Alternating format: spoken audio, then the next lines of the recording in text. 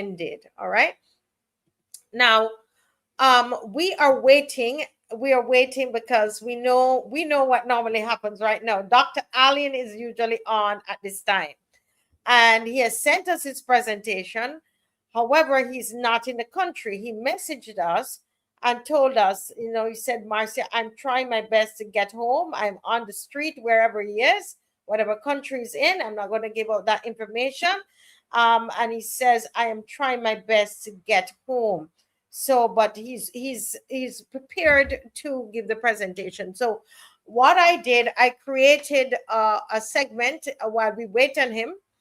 And I think that this segment is very, very important. It's something that I want to, when I'm finished with Car Festa Files, I want to pick this up. Okay.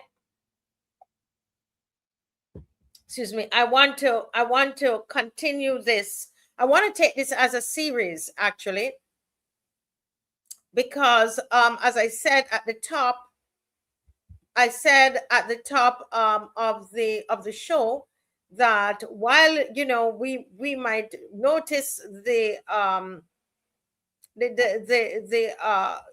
discrepancy there, or the contradiction is the word I'm looking for, with our leader, with the Prime Minister, and the fact that she was pushing climate change. Dave, I don't know if you can put back that first picture that we had up. And it's funny and it's shocking, and all of those emotions. The issue about oil for Barbados is a serious issue. It is not something that to be taken lightly. It is, I mean, what our initial reaction to that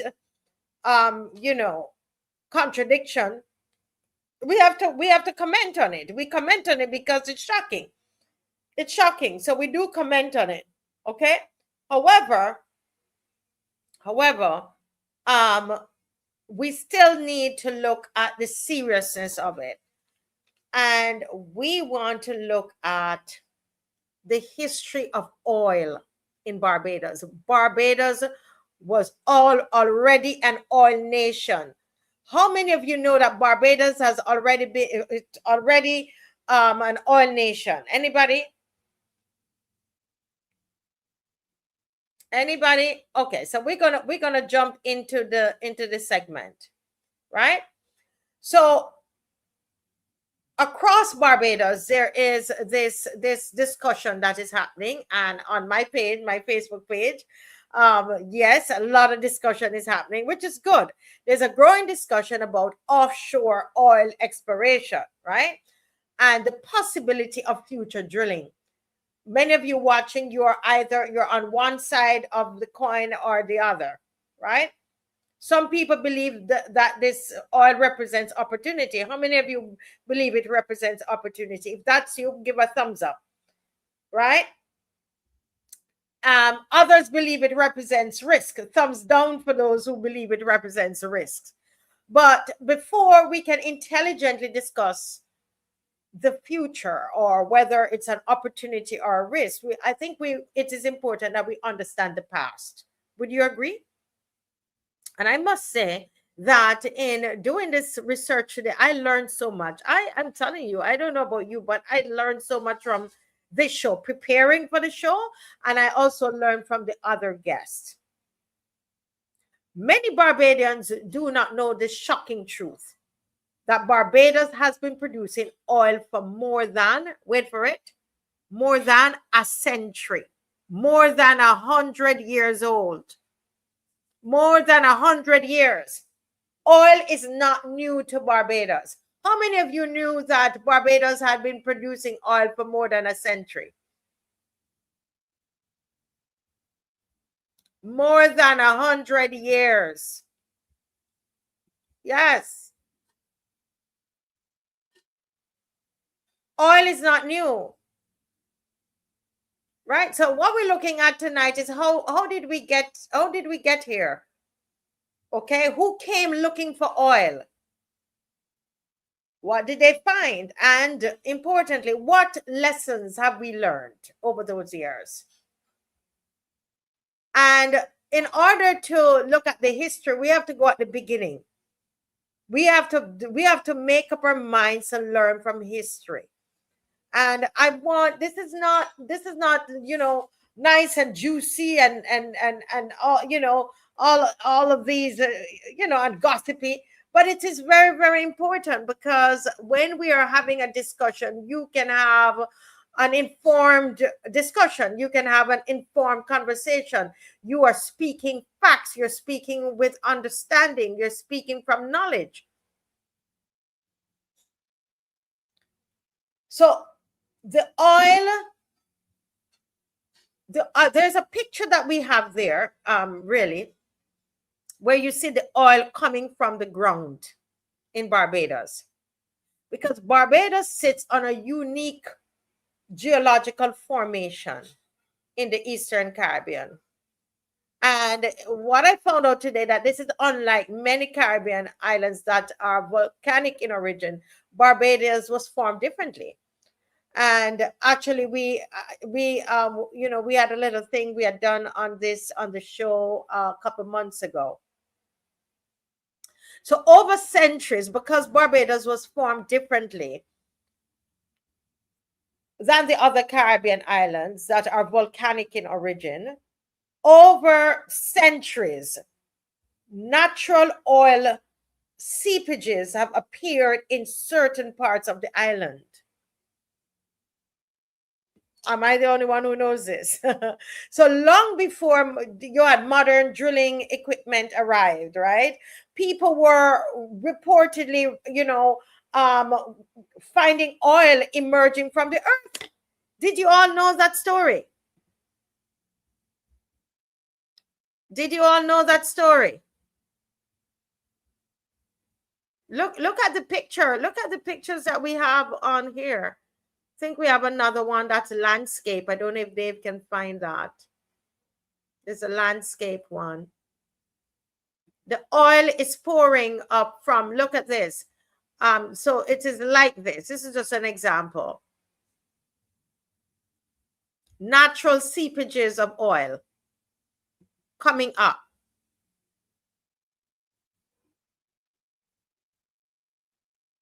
Yeah.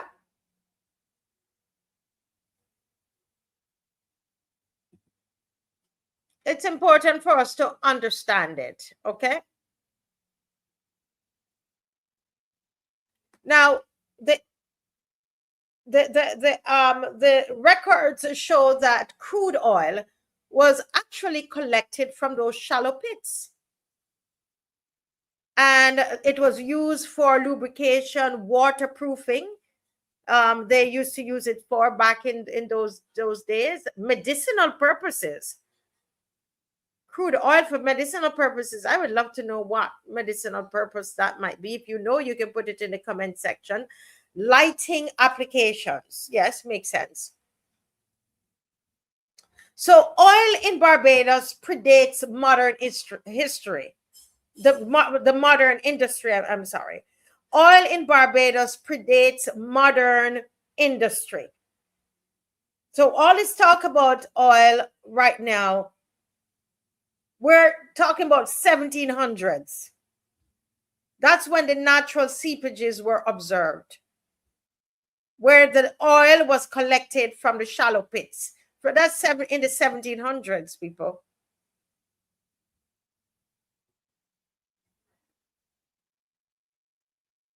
Now, here comes 1896. So that was in the 1700s, 1896. A company called West India Petroleum Oil Company. West India Petroleum Oil Company. They began drilling operations here. And this wasn't just an experiment they were doing. These people actually believed, they were investors, and they believed that Barbados might contain commercially valuable petroleum resources. So they were very serious. It wasn't just curiosity. This was a serious investment here. Okay. So They started in 1896. This is the West India Petroleum Oil Company. They began drilling operations. But by 1910, 14 wells had been drilled. And more than 25,000 barrels of oil had reportedly been produced. Think about that. So they were drilling they started drilling in 1896. Okay? And by 1910, 14 wells had been drilled. And more than 25,000 barrels of oil had reportedly been produced. Think about that. That was happening before aviation, before television, before Barbados was independent. We're talking about 1910.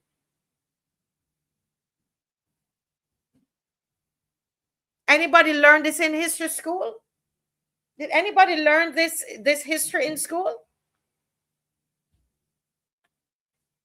Why is this almost forgotten, you know?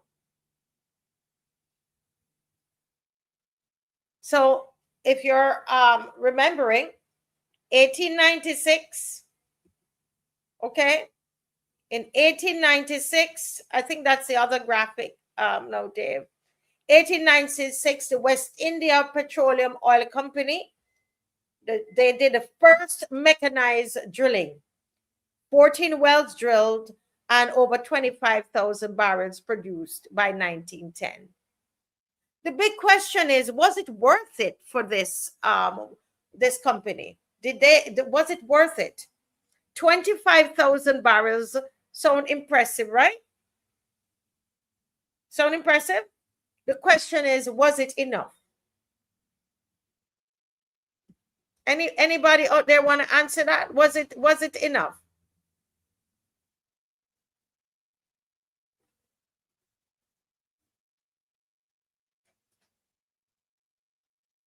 Wow, the chat here has a lot in the chat. I will have to read the chat when I'm finished. But anybody out there, did you think that 25,000 barrels that's enough? Anybody? No, the answer appears to be no, it wasn't enough. So the early wells, they demonstrated to us that oil really existed. Okay, that oil existed. However, it's the production volumes. What they found was the production volumes were limited. This was from back in 19 what?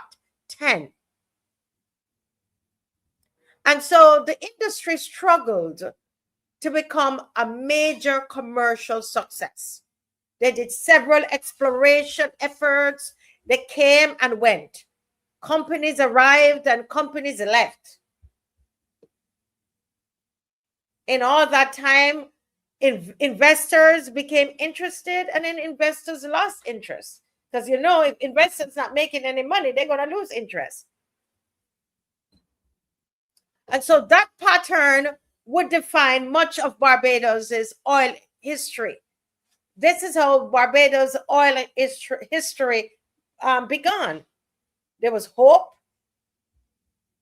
like we have now, discovery, there's great expectation, then disappointment.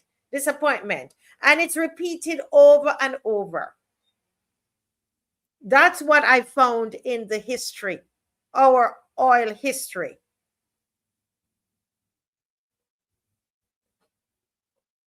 Now, why does Barbados even have oil? And what I found is that organic material accumulated beneath the seabed. This is millions of years ago. Organic material accumulated beneath the seabed. Pressure and heat transformed that organic material, and petroleum, that's how we became, that's how the oil then reached into our reservoirs, right? The organic material accumulated beneath the seabed, and then through pressure and heat, it's transformed into petroleum, and then it goes into the reservoirs.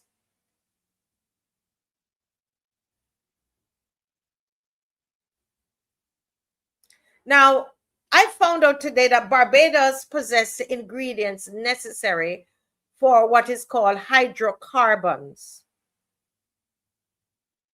So the question has never been, is there oil? The question has always been, is there enough oil to make extraction commercially viable? The question has never been, is there oil? The question has always been, is there enough oil to make extraction commercially viable?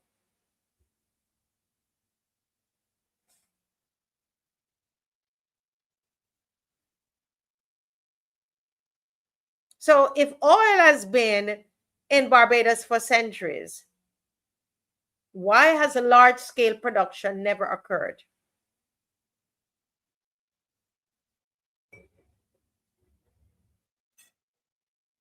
What did the early drillers discover? Some of you out there might know, you might already know the answer to this. What mistakes did they make?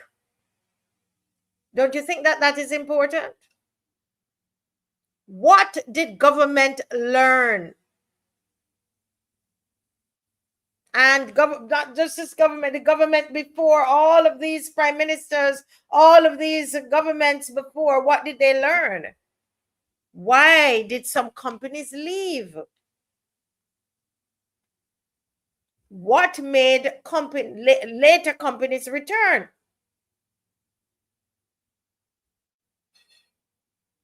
And most importantly, the most important question is this. If Barbados has been exploring for oil for more than 100 years, why are we still searching?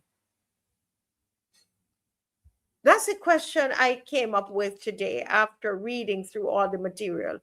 If we have been exploring for oil for more than 100 years, why are we still searching?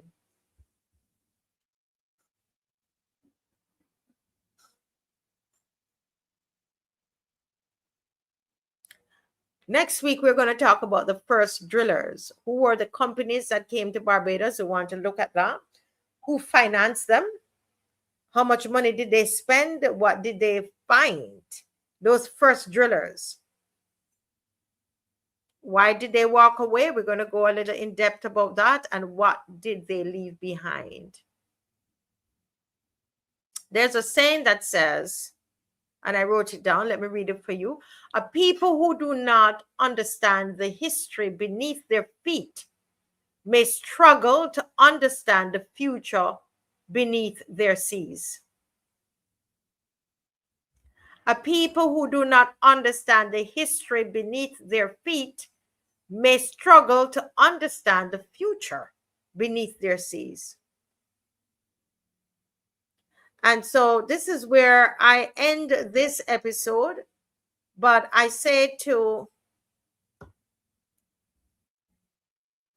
everybody, this is something that you will need to take very, very seriously. It's not a joke. It's not a joke.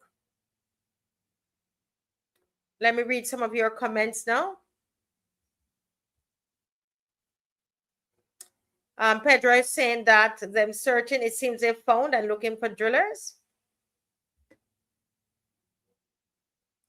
Lemuel Tull said it might not only be the amount, but also the quality. The U.S. has more oil than anybody else, yet they have to import most of what they need. So far, what I have found, Lemuel, the history is saying it is the amount. That those that came, that drilled before the companies, they found that it was not commercially viable. The amount is not commercially viable.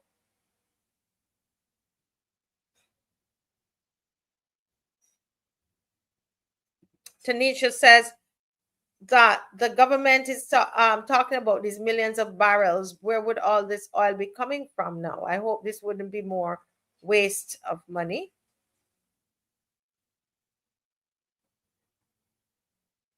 Not sufficient oil. That is what the history says.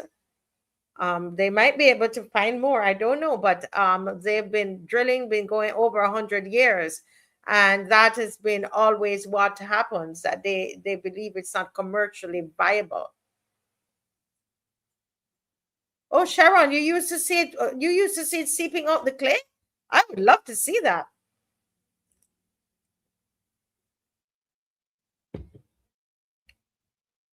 Anybody else have seen the oil seeping out the earth?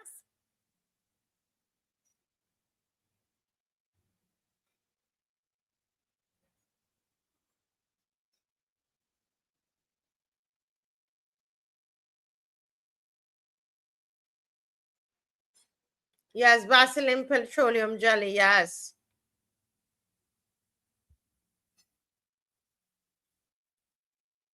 Okay. There's a caller. Remember to call me WhatsApp. If you're calling, you're gonna have to call WhatsApp. Okay. If you're calling, call what? Okay. There's a caller here, but you've got to call WhatsApp call, please. Let me see if I could get him back. Let's see if I could get him. There's a caller.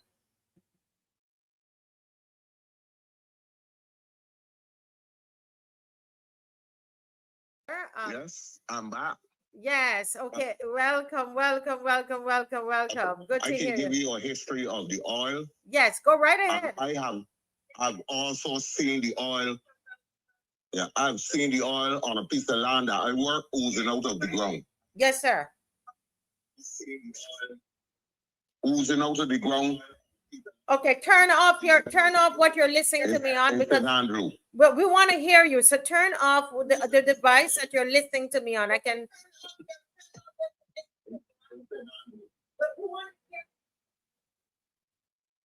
Yeah.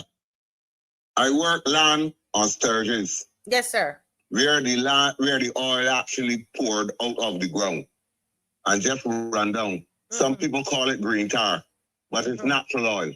Yeah. That's one thing. Next thing, they're talking about the production.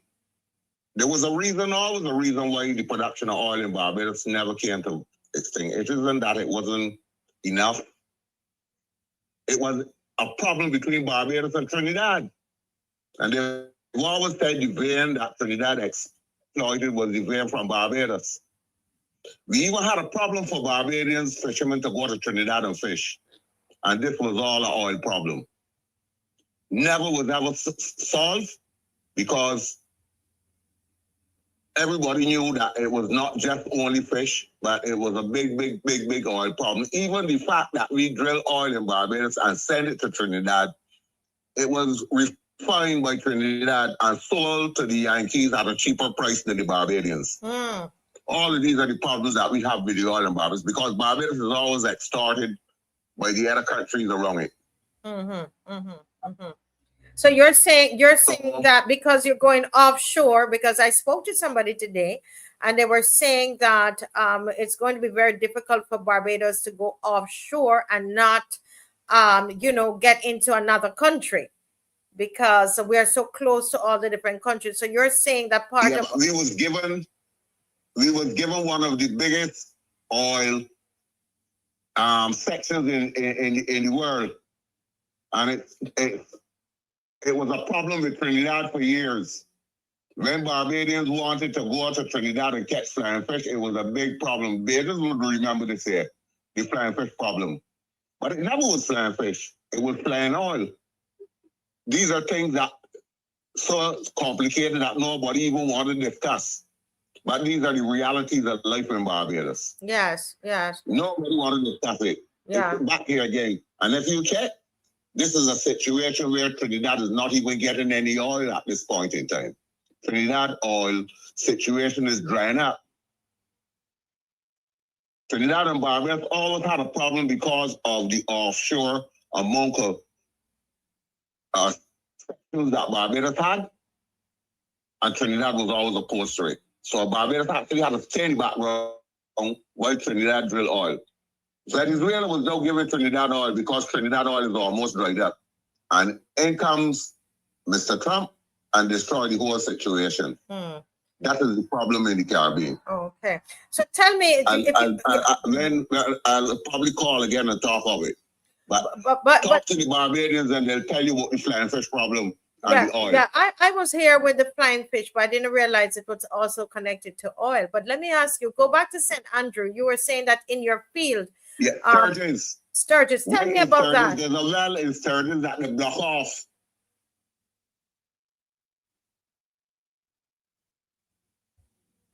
Hello? Are you there? Hello? Yes. Yeah, I didn't hear you. Yes, go ahead. You said there's a well in Sturgis that is blocked off. There's a well in Sturgis. There's a well in Sturgis where the land slips. Yeah, that they block off for years. That the actual oil was pouring out of the ground. You can go there right now if the people will allow you to go there. And you'll see it. I have a can of the natural oil home at my house that I caught from there. Really? I would love to, listen, you need to, I need to go and see that. People call it green tar. Yes, somebody said this is the natural oil. The old people use it for medication. Okay. Somebody said it's used for stiff joints and aches and pains. It ran so much. It ran right down into the other side of Sturgis because the land had slipped into Sturgis, into the I don't remember what the other area called where the land slipped. Yeah. When you come on the corner, you see the well, and all the land to the other side slipped and went down into I don't remember the name of the area, but you can still go there and see the actual presence of the oil coming out of the earth. Okay, I've never seen that. I would. Anybody else out there have ever seen it? I would love to see that with my eyes. I would love to go there with my camera and see it. Right. Oh, here David saying green tar and rata used for medicine. Green tar, I guess green tar is the oil, right, that you're talking about. Ras? Don't listen. Yeah. Okay. Yeah. This is the natural oil pouring out of the ground. Wow. So can you the oil you have at your house, is something you can cook with or not really? No. It's nothing to cook with. It's a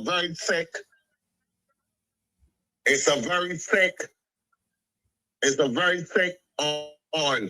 It's the natural crude pouring from the earth. Wow, that's very interesting. Green tar. Somebody said the green tar was black.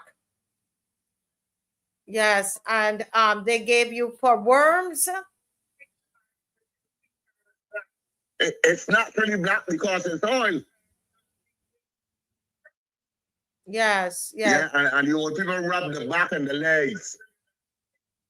Wow. I need to go get me some of that. So you said it was blocked off. It was blocked off by whom? I don't actually know, but it was the people who did the drilling. Okay. The people who did the first drilling, some of the early drillers in Barbados. It's a natural pipe lock off.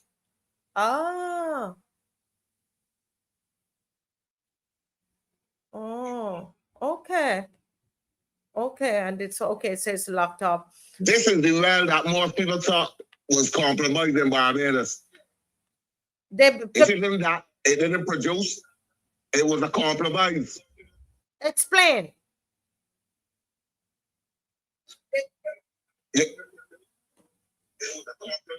They never wanted us to know the true value of what was here in Barbados.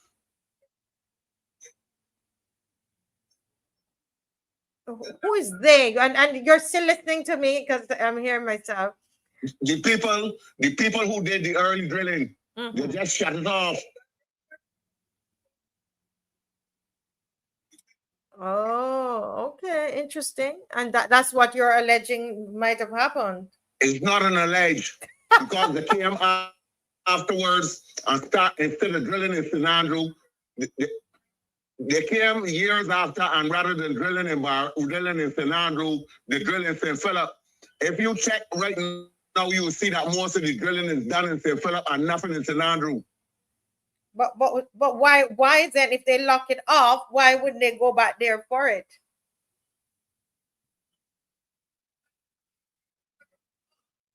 Yeah, yeah. Are you listening? You're listening, Ras? Yeah, I'm listening to my phone. Sometimes a lot of things, most things in Barbados is never explained. Right. So you're saying that they started it at St. Andrew, and for some reason they have gone to St. Philip. Could it be that they realize that it's not commercially viable to drill in St. Andrew? Yeah, because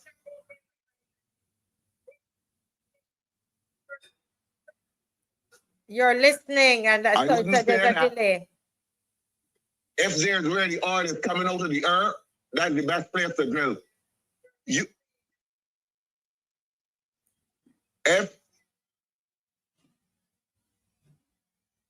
Why would you leave the best place to drill and go to St. Philip? They're still pulling oil from the wells in St. Philip, sending it to Trinidad, and paying twice the price for their own oil as the Yankees is paying for it from the same Trinidad. Nobody tells you this.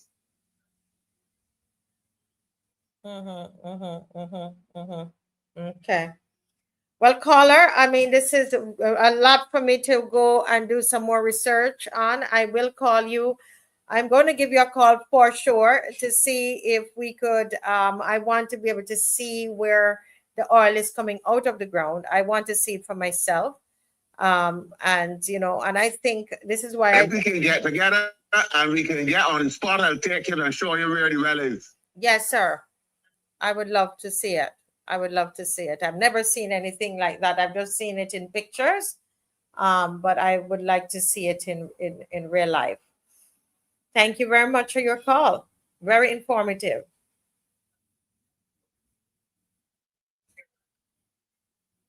Thank you. Thank you. Yes, guys, the phone line is open. We were waiting on Dr. Aline, but I'm not hearing him.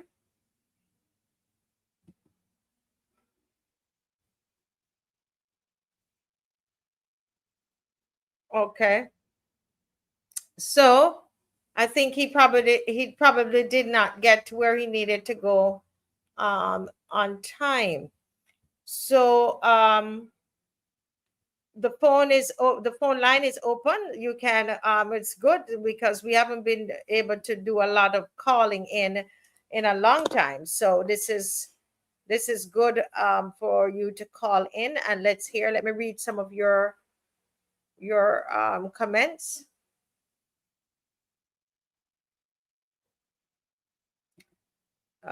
You know what I realized? There's a lot of what should I put it, misinformation, and a lot of stories and a lot of folklore about this oil, because I started to talk to some people already, and it's good. I'm hoping that over the next couple of weeks that we could actually go into the history and say what we, at least what has been recorded as facts. Okay.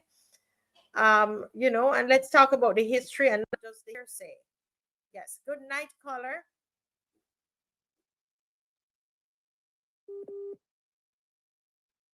Good night.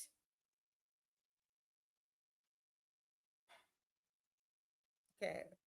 It's not connecting.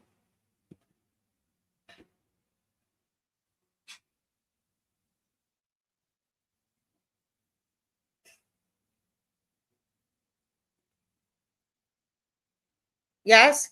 All right. Folks, I just want to read a couple of your comments because I'm curious.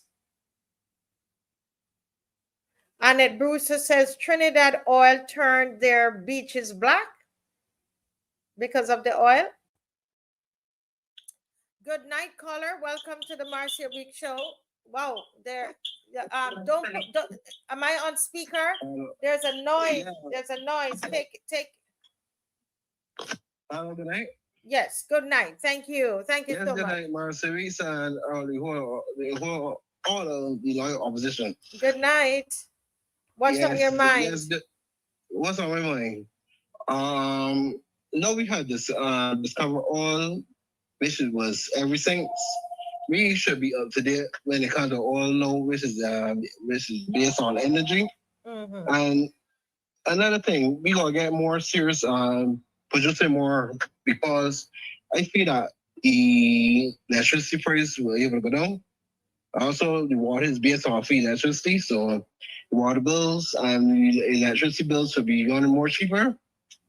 And I hope that Barbados could benefit off of this oil drilling, because near BLP, like to know the setting off everything. Mm-hmm. So we can't afford that to happen, because Barbados, we went too much suffering crisis. So it's about time that Barbadians get involved now and gonna get to own a lot, Yeah. So basically, if people investing, the oil reserves, and even going to like try to see like put more or better oil into the gas stations, etc. Yes. And even going to like export it. You know what I'm saying? Because the honestly, we need some foreign exchange too also. Yeah. So you're thinking this is a good idea? Yeah, it's a good idea, because any day there's going on wars going on. Mm-hmm. We're desperate in need of energy, so we can't afford to the moves, because you can't depend on the sun, because it's just talking about climate change. So we're in like everyday barbers get sun. Mm-hmm. Mm-hmm. Mm-hmm. Mm-hmm. So you're one of those that you're hoping that it works for Barbados. Of course, because the both time Barbados really benefit, because we don't benefit off nothing, because all we do is sell, depend, borrow. Sell, depend, borrow. And actually, we should go on like independent. To go other countries depend on, or some more resources, etc. You know what I'm saying? Mm-hmm.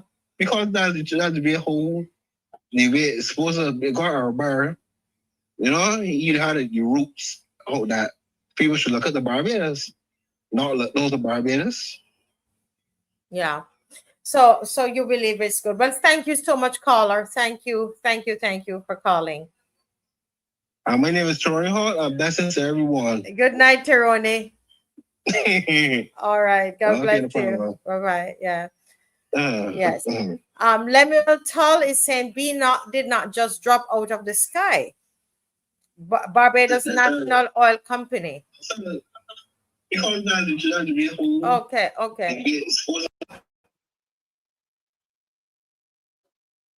Yeah, did not just drop out the sky. Don't mind they changed the name. We also had a company called Barbados Mastic Asphalt Company. Okay, I'm going to search for that one. I didn't see that one today. Barbados Mastic Asphalt Company.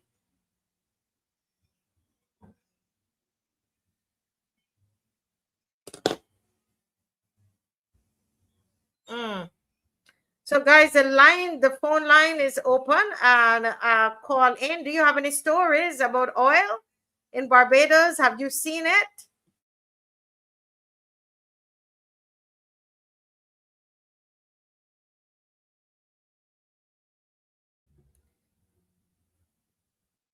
Somebody's saying here, look at the oil wells in Woodburn in St. Philip.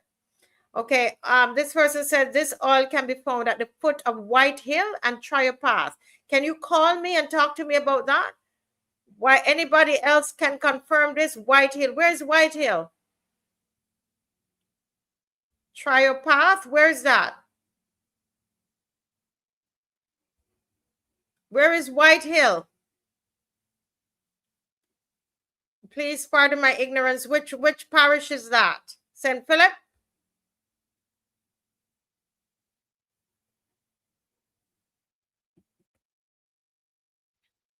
Good night. Welcome to the Marcia Weekes show. Again, try apart from what hell is the bottom of St. Andrew. Okay, the same thing I was telling you at the bottom of the same Sturges. Okay, it's the same Sturges. Okay, so it's the same thing. Try a path. Okay, and White Hill. And all of that Sturges, that's all St. Andrew. So somebody else is saying then that they can all of that. Right, but whenever you call, you have to turn off whatever device you're listening to me on, because there's a delay and it's not, it's difficult. I'm hearing myself. Ross, are you hearing me? Okay. Yeah. I was just giving you the information. Yes, okay. Thank you so much then. Okay. Yes, okay. That's why I told you that they went to St. Philip and leave St. Andrew. Yes. And that's the thing that we are, you know, because I mean, I suspect they could, yeah. Thank you so much. Thank you. White Hill is in St. Andrew, east of Mount Hillaby. The bottom of Mount Hillaby, which is the actually the two highest peaks in Barbados, Sturges and Mount Hillaby, the two highest peaks in Barbados. Mm-hmm. Wow. So the oil actually comes down to the bottom. Oh, the bottom of those hills. Yes. Okay. This is a part of Barbados that most people are not familiar with. Mm-hmm. They don't check what St. Andrew. St. Andrew is like forgotten parish, but it's one of the greatest parishes in the country, the East Coast. Mm-hmm. No, Hillaby. I originated from down there. You are right, so that's why you know it. You know it very well. Yeah. Well, this is the part of the Barbados now that they are now deciding to give away. This is what Mr. The guy from St. Joseph. Yes. These are the places that he's speaking of. That is so beautiful and was so the former government or David Thompson government decide that these lands should not have been sold. At this point in time now, these are the same lands that are being sold. These are the gems of Barbados. Yes, wow. So all of this, I mean, very interesting. Very interesting. Yes. What actually happened to Barbados over the years is that St. Andrew, all the trees were cut down in St. Andrew in order to plant sugarcane, because this was one of the most productive parts of Barbados, sugarcane. So after the trees were cut down, the land slipped. So Barbados, right now, St. Andrews is slipping parish. Okay. Most of the land is just whenever you get heavy rain, you get a lot of landslides. Mm-hmm. So this was the beginning of the era of what they call that area now. I don't remember what they call that area, but this is the reason why this land is so troubled, because they cut down all the trees. The forest in that area was like the breath of Barbados. Oh, they really? They just cut down the trees, and all the land in the middle of that slippery because the land is mostly clear. Right. So that is what like happened. The forest of Barbados. Right. So when down the trees, nearly all the land. What the white people did when they came here, they built the plantations on the rock, and the tree roots kept the land still. Mm-hmm. They cut down the trees to plant sugarcane, and when the rainfall, most of the land slided.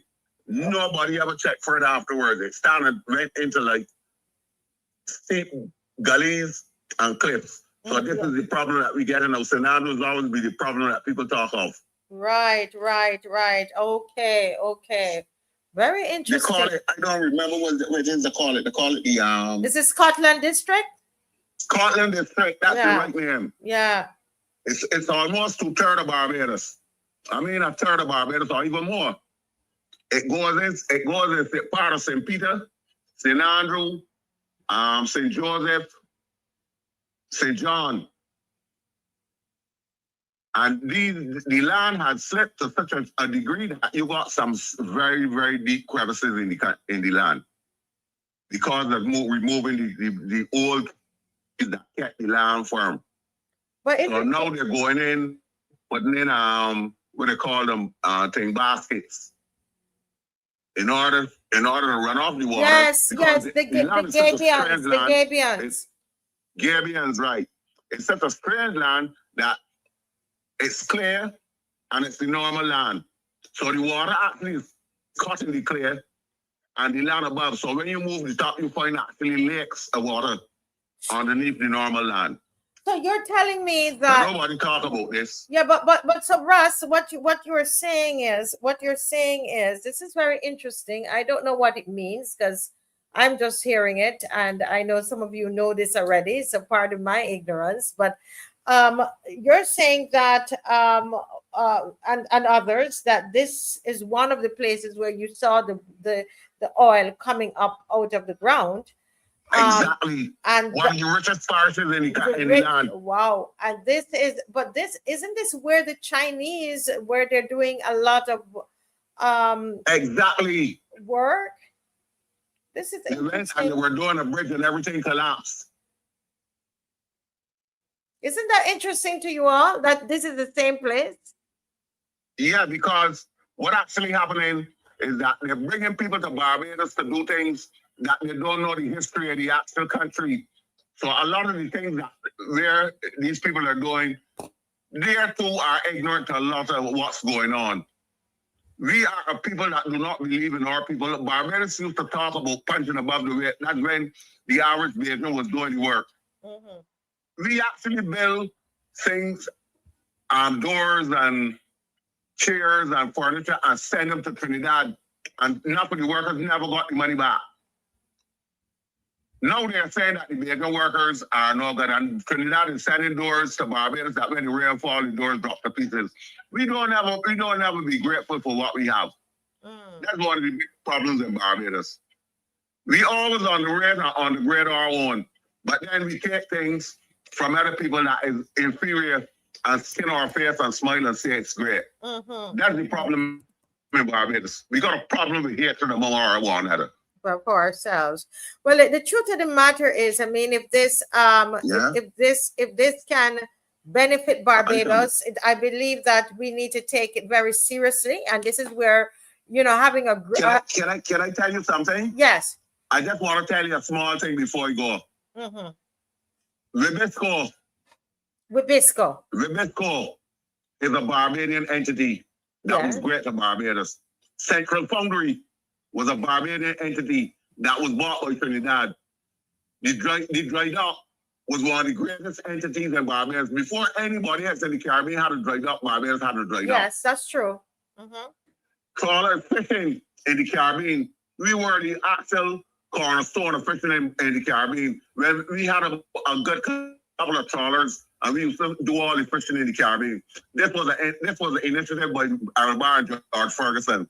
All of these things brought money to the country that we can't even say are the industries that we have now. Everything we went to St. Thomas and we developed a cave.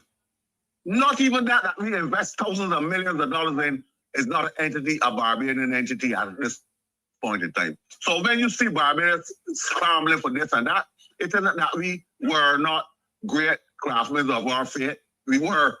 But our fate was sold to the highest bidder.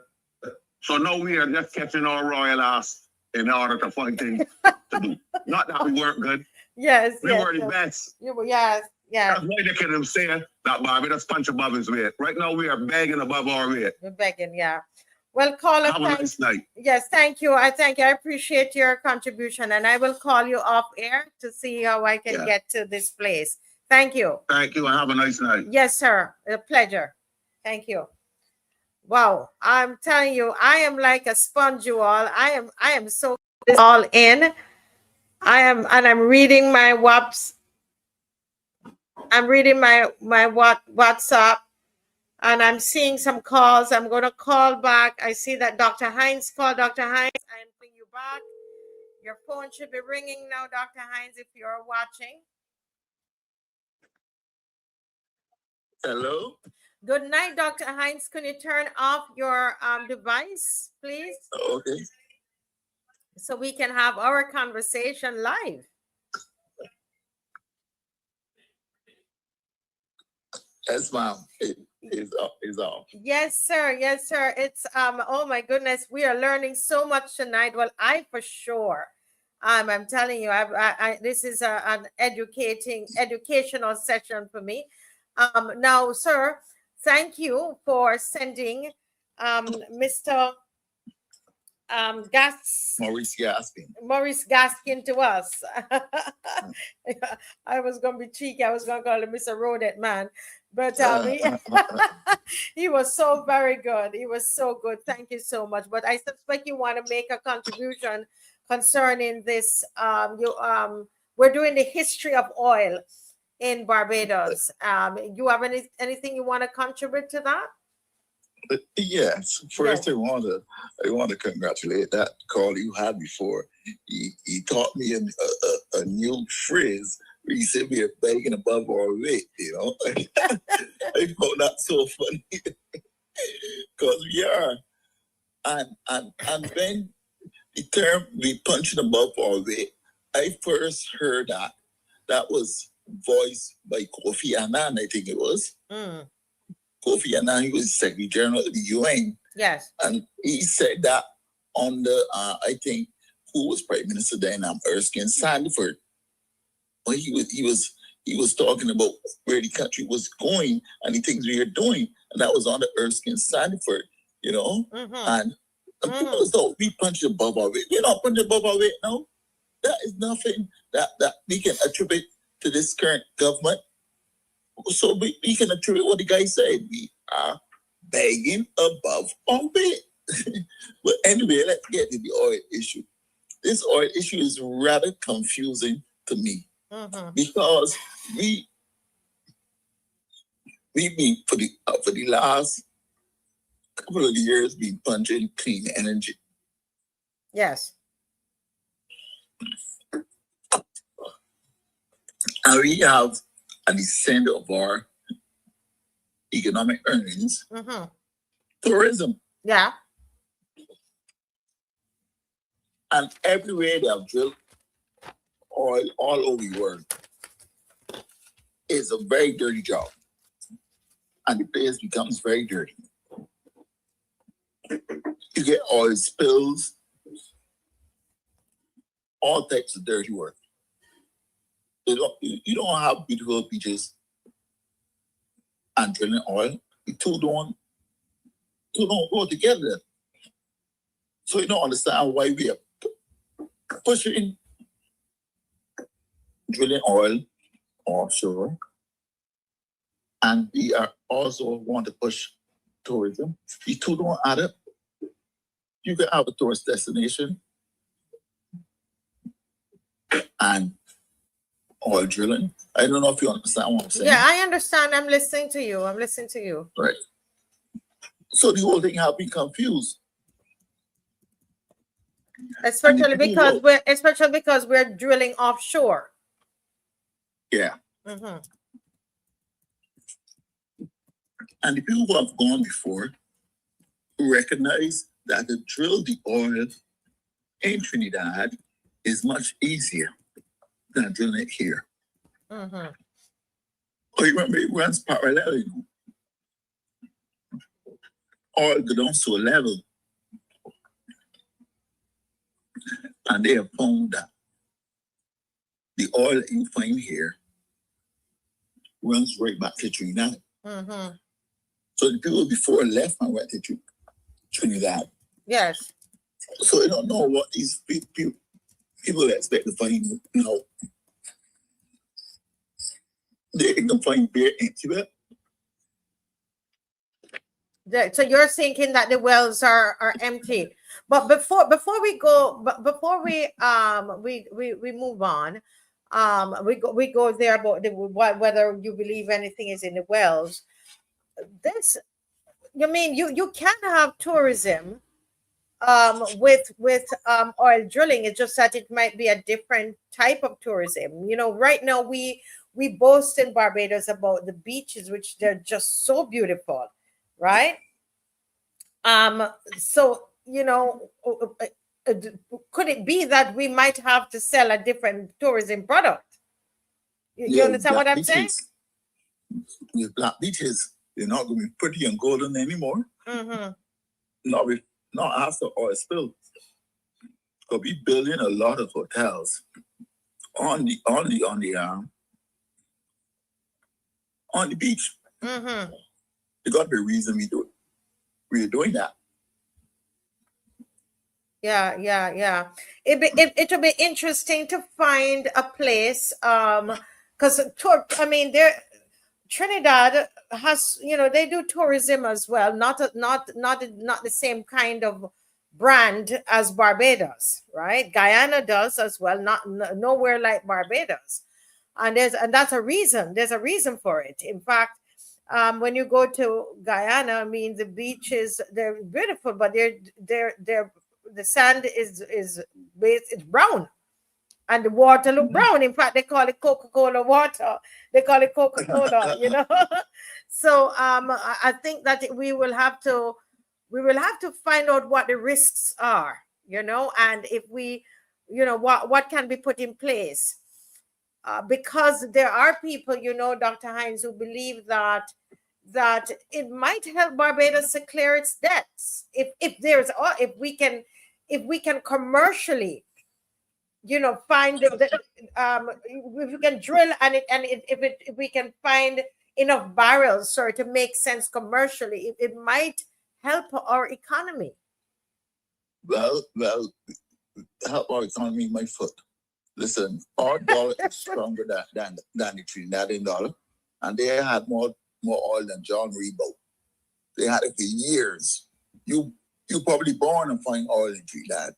So you don't see how we can solve the problems with oil all of a sudden. Trinidad, how solve is it? Our dollar it's 1 to 6 US, whereas ours is 1 to 2. Okay, so they're talking about finding oil, gonna solve our economic problems. It might worsen our position, because we might have some planes coming and landing here and seizing the oil fields. Because Venezuela didn't have the problems they have now before Trump decided that he wanted the oil. He said he wanted the oil. Now Venezuela had their problems. Right.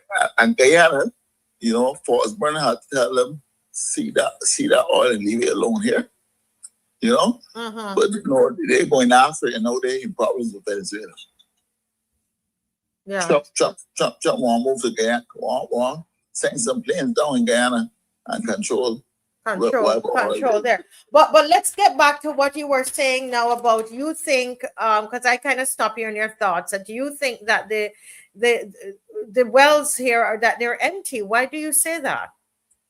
Because before, when they were exploring, probably before I was born, it was said that they had decided it was more profitable to drill the same oil from in Trinidad, because they found that they had run right back across the right back the south. If you're going south, it ran right down to Trinidad. You understand? And the same guys, the same engineers, the chemical engineers and stuff, moved to Trinidad. We have a lot of Barbadian family that have moved to Trinidad for that very reason. Wow. Do you have this? Where can I put my hand on that information? That was said to me orally.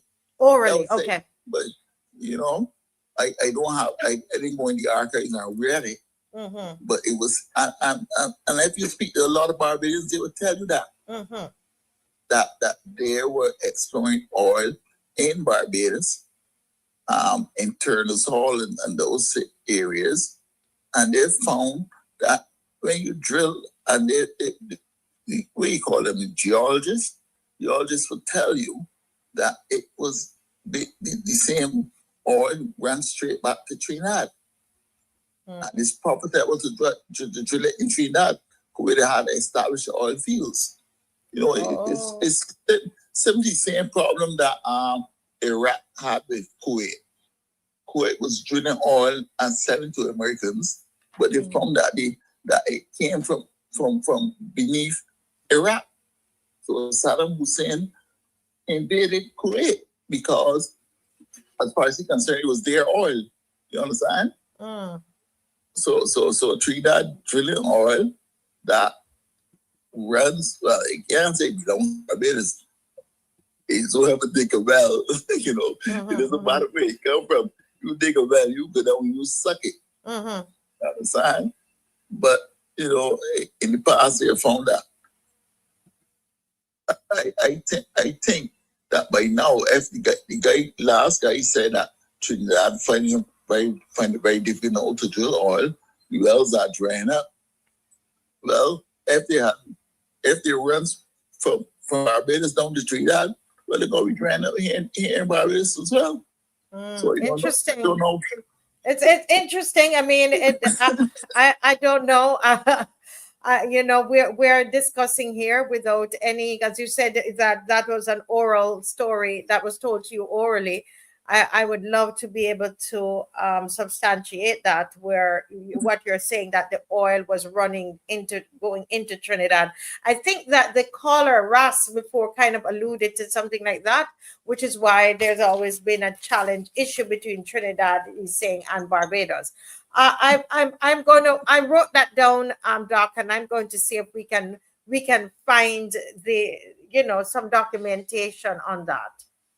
I have a couple of people I have to interview, and so I'm going to see where we can go with that. It'd be interesting to find that out. Anything else you wanted to say on the topic? No, that's just it. Just everyone made the point that building hotels on the beach and drilling offshore, it doesn't add up to me. It doesn't add up to you. It'd be interesting to see if we could find a place. Is there a country that does that and still have beautiful beaches? I would love to know. Does anybody know? Because it would be interesting to see if we can do it, do it all together. Our fishing industry, stays vibrant. Tourism, great. Oil, can they coexist? That's the question. And is there a place where they're coexisting that we can use as an example? Well, I don't, even the Great America, I don't think that they have any oil wells in Miami.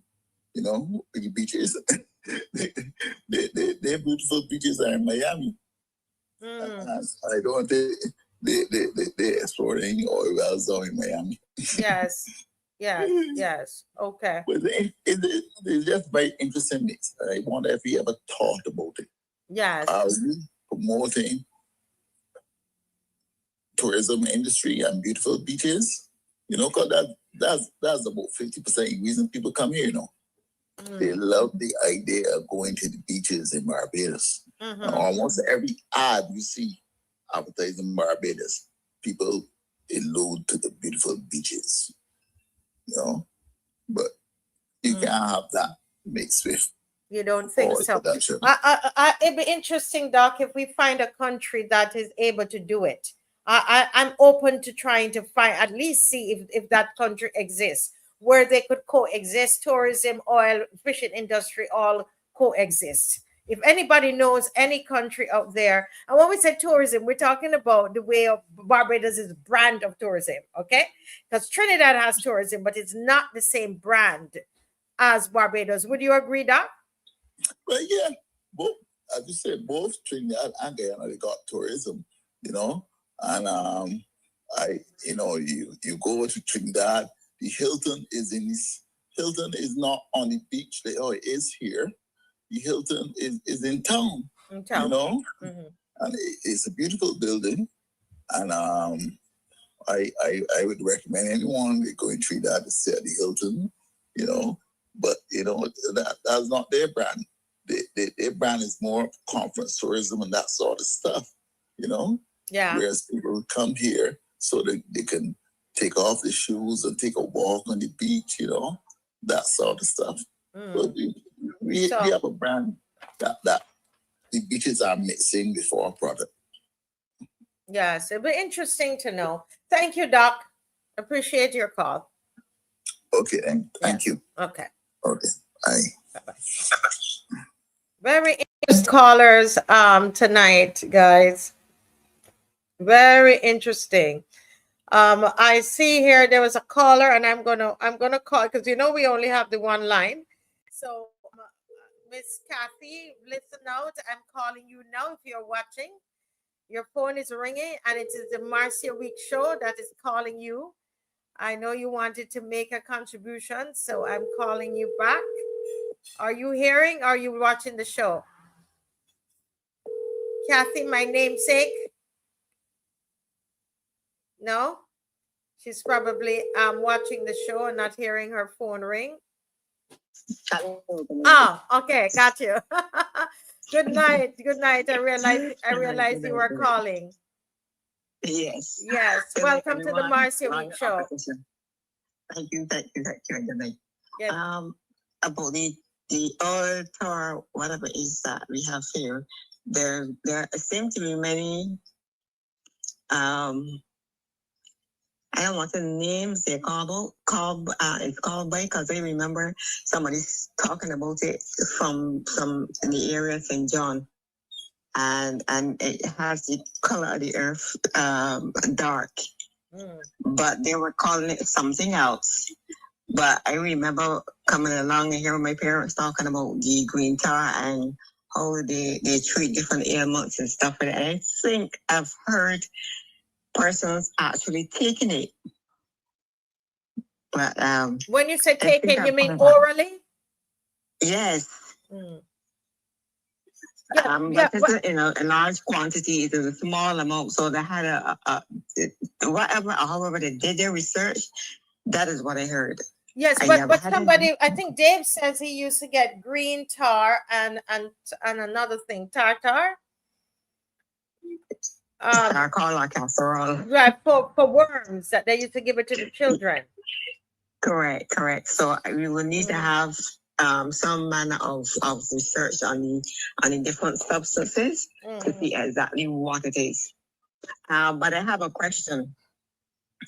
I think it was last night that you did a culmination of the different amounts of money that were borrowed under the climate change banner. Now that we are contemplating drilling oil, on the start of that drilling or after we started drilling, do we have to pay back all the money that we borrow under climate change? I'm sure we would have to, but that agreement, you made an agreement, right? There's an agreement. Exactly, because I can't see how the two can go together, that you got all this money and still even reaching out for more today under climate change, but yet you're drilling for oil. So nobody's wanting. Well, somebody might say that they're probably hoping to drill, find enough oil, so it's commercially viable, that they could pay back all the loans. You see, that is what some people think. That's like trusting as we say, but we're trusting and don't pay. There's no guarantee. You don't know. And if on the start of the drilling, it cuts the deals with the climate change agreement, then we are in that scuts. Well, I mean, the reality is this, if it is commercially viable for Barbados, it's a win. It's a wonderful thing. If the tourism brand and the fishing industry and all that we have now can coexist with this drilling that they want to get started in September and all, then it's wonderful. It is wonderful for the country. A lot of money would have to go into that to safeguard the fishing industry and the tourism industry. A lot of money. Why are you saying that? Why are you saying that? Because you have to, in just in case there's an oil spill, just in case anything miscellaneous, and this is a high cost miscellaneous that we're talking about. So you have to have the type of technology and equipment that It's top of the ladder kind of thing, because you can't play with just any oil way. You gotta have something that will not cause the oil to spill. Mm-hmm. And if it spills, we got problems. Mm-hmm. So that's why I said it's going to be very expensive to actually go into that, because you have to put safeguards in place. And with this administration, I have no confidence, none whatsoever, in they're putting that type of safeguard. You don't believe that they would be able to get it done? They can get it done in terms of drilling, but the type of safeguard that I believe that they need to employ, I am not 100% sure that they will go that length. They may talk about it, but I don't think they will go to the length. And then we will be in trouble, greater trouble, deeper trouble. Yes. Actually, so I would like to know the agreement. I would like to know what the agreement is if you break the agreement with the climate change. Yeah, what happens? Well, I mean, just on my just knowledge of accounting and contracts and so on, you're gonna have to pay. Oh, I see. Now I understand what you're saying. If will you have to basically give back the money? I don't think so, unless there some. You got it under a banner of climate change, clean energy. That's what you were told, and because some grants might have stipulation. Now I understand the question. There's some grants that in order for you to be able to access the funds, it has to be used in a particular way for a particular thing. But how do we know that the government is not going to still try to push this climate change and narrative at the same time? How do we know that they're not going to try to do it together? This will be climate change or drilling? Yeah. I mean, but in some instances, people are saying it can be done safely, Kathy. They might be able to do it safely and still protect the environment. That is why I said it's going to take a lot of money for that to be done.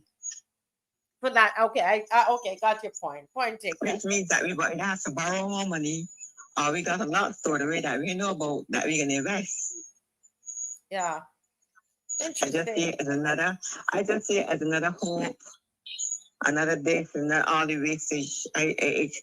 That is their modus operandi. Yes. So you and say, I'm afraid of what they're going to do. So for you, it seemed like a pie in the sky thing. For them, for this administration, it is worse than a pie in the sky. Not that it cannot be done and it should not be done, but with them doing it. Yeah, you don't think. Hold my breath. No. Well, I can't say hold my breath. We will have to wait and see. Thank you so much, caller. Thank you. You're welcome. Yeah. Very interesting comments there tonight. Very interesting comments. Oh, Commissioner called. So Commissioner called 3 times. Okay, Nigel Newton is calling. I have called back Commissioner. Commissioner, if you're listening, I'm going to call you after Mr. Newton. Go ahead, Mr. Newton. Great to hear you. Good night, Marcia. Good night. And members of the loyal opposition. Yes. I am really very confused. I am shocked and dismayed at the announcement about oil drilling offshore. And the whole government is confused and in it, right? But what about the oil drilling would be done in the hurricane zone? Hurricanes are going to be coming from the east and southeast of Barbados. How are they going to negotiate drilling oil on the east and southeastern coast of Barbados and the coming of hurricanes, and the hurricanes are becoming more and more dangerous? So how are they going to negotiate the conflict or the struggle between the hurricanes, oil drilling, rough seas, and so on and so forth? I would like them to explain that to me. And yeah, that's one. And two, I remember as a boy growing up hearing about green tar, but I wonder how many Barbadians are aware of. You see down Concept Bay, and when you're walking from Concept Bay and going down back, that hill up there. When I was a boy, I heard about Manjack. It was this black thing oozing out of the earth. You could walk on the sea coast and you could literally take it out. Yes. And I think my parents they were talking also about my father, because he's from up there. I think that same hill there was some dispute, and I heard that a shell and that hill was a shell was fired into it, and that hill was burning for about 7 years. What? I don't remember the final. Your parents told you that? My father, because he's from College Savannah in St. John. I was. So what's the actual name of the hill? Do you remember? They used to call it Burn Hill. Burn Hill. Oh, because there was an actual fire there. Yes, I think it got shelled. There was some dispute. I think I heard the Canadians fired a shell in that area, and the hill was burning for around 7 years. And then this manjack that they took out, that used to be shipped, I understand, overseas to make vinyl records. You know, the old records that you would play your music on. Okay, so that your parents told you that. No, I came along hearing about that. Oh, you came along. So orally, but so we need to be able to verify that the manjack was shipped to create vinyl records from Barbados. Yeah, I remember hearing that it used to be made used for making vinyl records. I cannot tell you. These are things that I heard, right? Yeah, I'm writing them down, and I will try my best to find out about it. That would be interesting to find out. Manjack. They used to call it manjack. Right. It's the same green tar. Yeah, the same green thing. Okay. Yeah. And then with the Scotland district, how many Barbadians know or are aware that there is a network of caves from Bath down to Cattle Wash? Caves all the way underneath the sea, right away down to Cattle Wash, and even further out into maybe even as far as the Animal Flow Cave in St. Lucie, right? And finally, I also heard that Barbados is just about a third of its size, because to the east of St. Lucie, about 2/3 of Barbados went down under the sea many years ago, because there is a sleeping or dead volcano in that area. Really? Wow. Yeah. Anybody else heard? It's so interesting to hear these. I hate to say what you're saying is a story, but it sounds that way to me, because it's somebody saying yes. That's very interesting. I never heard of it before. Anybody else? Anybody can verify these oral tales? I had a friend who was born in St. Andrew. He was also in the army. He is who informed me about all of that, because he explored those caves. He knew a lot about that area, because he was in the army. Yes. Wow, very interesting. But let me go back because I was reading about those caves that you're talking from Bath. I'm sorry, I'm tired of calling it Battle Wash. Bath to Cattle Wash. They're in St. John and into St. Joseph. All along there, they're saying that there is you're right. That's what I found today, that they're caves. I mean, they're the known caves that we know, the Coast Caves and the Harrison Cave and Animal Fur Cave. But what I found out is that there are other caves that are not, they're not known caves. But just to agree with you that there is that network of caves. But let me ask you something. You said something about the hurricane, that they're going to be drilling in a hurricane zone. Do you think it matters, the fact that Barbados is kind of outside the main Atlantic hurricane belt? Which means that, as we know, we don't get hit as frequently or as severely as the other islands. You think that might help with this with the drilling? The fact that we're outside the hurricane belt. We're not. I don't think that we are really outside the hurricane belt, because whenever the hurricanes form and they're coming down, we always get a lot of rough seas and so on and so forth, and high wind and so on. So how are they going to negotiate the oil drilling and the rigs and so on and so forth with the impact of major hurricanes that might be passing to the north of Barbados and so on? And wouldn't that bring all of the oil spill into Barbados? And again, when you look at what is happening with the sargassum seaweed, which is coming from the eastern section of Barbados, what about if an oil spill occurs out there? With a hurricane, coming as well, if they or a high category storm. Yes. Yeah. So with the oil, you're saying the facilities, will they be designed to withstand it? Can anyone design anything to withstand Mother Nature when she's furious?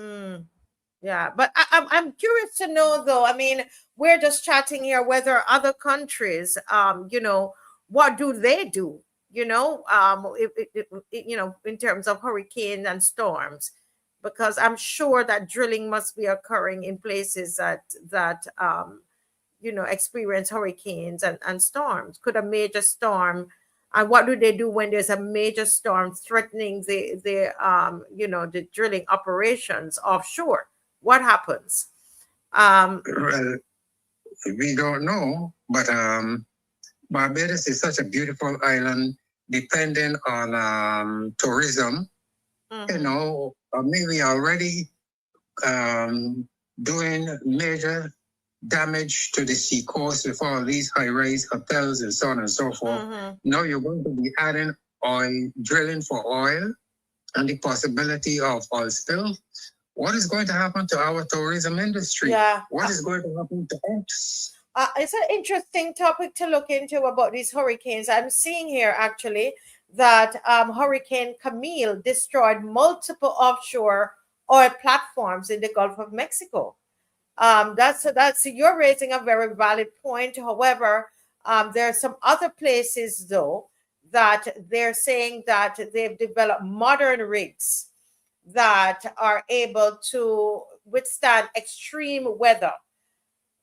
So it's a bit interesting to look at that and to see what Barbados is planning to do, because if it's done in other places where the modern rigs are designed with extreme weather in mind, then it's probably possible that they might be able to design a rig out there that withstand the hurricanes or the category 5 storm or whatever comes. Well, I'm not hopeful because I'm not hopeful. I don't trust this government with anything. You don't trust them. Okay. Wow, interesting. Right. Interesting. Thank you for raising that. And let me go to my final caller. Thank you so much. You're welcome. Good Yes, night.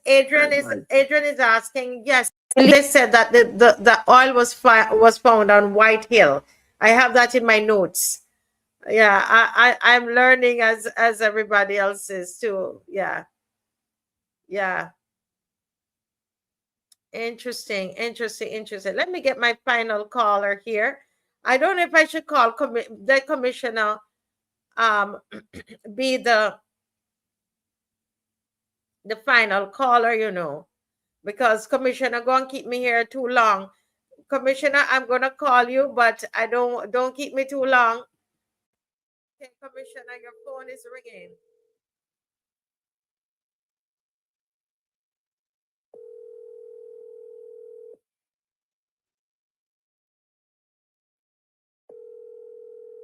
Commissioner, you're still there? Are you going to sleep? Okay, commissioner. Not hearing him. Oh boy, I have to make sure that. Oh, he's here. Commissioner, sorry. Please, I got to tell something here. Don't do that yet. All right, Commissioner. I got to tell something here. All right, switch it off, Commissioner. Switch it off.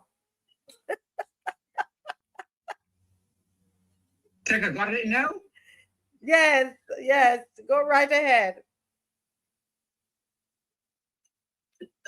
Oh, I still hear somebody. You still hearing me? Yeah, I hear the gentleman. Well, I can hear you clean and clear, and we only have what? I'm going to give you 3 minutes, and we will have to pick up because it's 10:04. Oh. Yeah, you're still listening. You have to turn it off. What I had called you for? You know we had a refinery in Bear Street? Yes, we talked about it on the show. Yes. Well, I didn't hear that part. Not tonight. Not tonight. We talked about it. I think we had a time with Miss McLean. Go ahead. Just in the era of Hilton. Yes. Yeah. It was in the era of the Hilton. Yes, you Commissioner, you're listening to your device, so then that's why. Yeah, I found something here. I try to get it stopped. All right, no problem. Go ahead. Just take another 2 minutes and finish up the next show. Go ahead. It gone now? I think so. Yes, it's gone. You can hear me now? Yes, I'm hearing you loud and clear. Go right ahead. Good. Yeah, I was trying to tell you, but I got somebody raised it. Mm-hmm. It was somewhere there between, we call it the Pebbles Beach, going, I think on the left-hand side, going to Hilton. Mm-hmm. In between there, the Lighting Power was in between there too. And they had 2 pipelines going into the sea. I was told that one of those, I remember, one of those pipelines is to bring in water from the sea to cool the engines and that Lighting Power. Mm-hmm. And when the water come back out, it's hot. Right, the hot pot. The hot pot. Just there when you say that we should call it Grand Barbados, because I work there too. And they're Radisson. Right. It was in that area between, right there, like that. I tell you, some horses' bed boat there. The hot pot. And boy, people from all walks of life used to come there, locals and visitors. But I hear it was said that when people come there with chairs and crutch and clutch and all kind of devices, walking with, they said that when they go back home, they had to use them. I know, but it's true. Very interesting. It's a lot of stories. Oh boy. This is okay, Commissioner. But you know that same thing that they call green tar, the same oil. I take people to drink it too, you know. I hear in those days that when women born babies, and it says something is called a landing call. The women used to drink it. Some affection is to get after the born babies.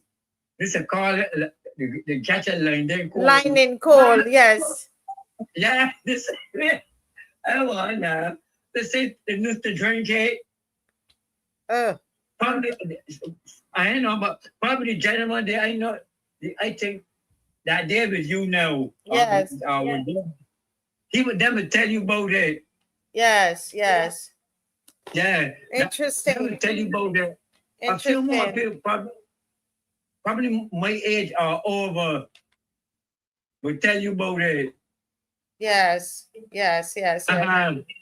That's my little voice at work. No, but it's interesting. All of these stories, they all add up. Thank you so much for calling.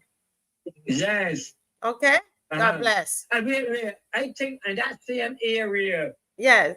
They had I think come from the same St. Andrew. You know, like and those maybe had the bus, used to got the bus excursions. Mm-hmm. Good. When they had nothing there byways down in Norway, it's one little crampy road. Yes. And when you come across, like, you pass and Thomas Park, up in the hills, I going to River Bay. Mm-hmm. So I had my bus, I going north.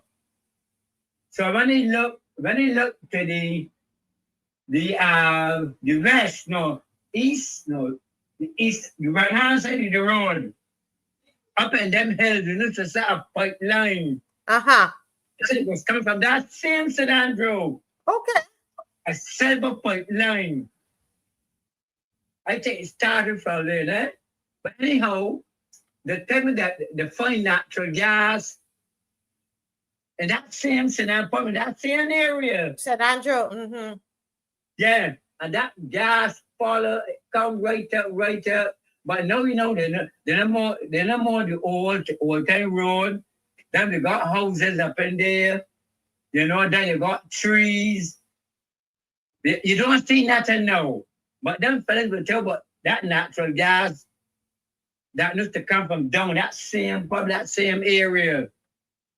That it make it way till they take it come. I think it might make it way back to Warren's or further out. Well, these are things that we will have to look into and to see how much of these oral tales are real, they're historic facts, or they're just things, tales passed down from one generation to the next. But thank you so much for calling.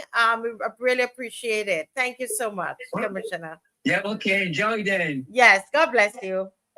Bye-bye. Yes. Oh boy, what a wealth of information. I love just my goodness. What I would love is that if we could just all be in one room, we're all talking, I would just love that. Because it's when the meeting of the minds, all of us come together. I think that we can, find answers like that, and the knowledge. We need the elderly people there. They've got the history, that's not written down. They've got that that which was passed on to them, and with that we can use whatever information we get from them, but whatever we acquire from them, we can use that to find out even more things, go dig a little deeper and to investigate a little bit more. I think that this was great, as far as I'm concerned, because I'm learning. And I hope you were learning as well. Thank you so much.